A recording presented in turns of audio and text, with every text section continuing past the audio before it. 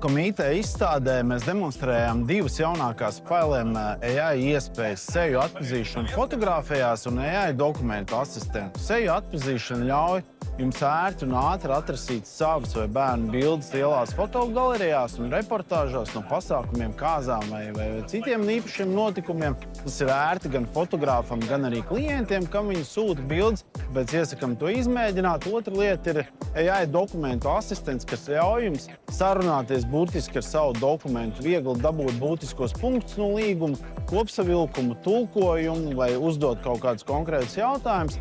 Viegli strādāt ar tehnisko dokumentāciju, iepirkumu specifikācijām, tādām lietām. Tā kā aicinām visus izmēģināt jaunākās AI iespējas Filem LV platformā un tiekamies!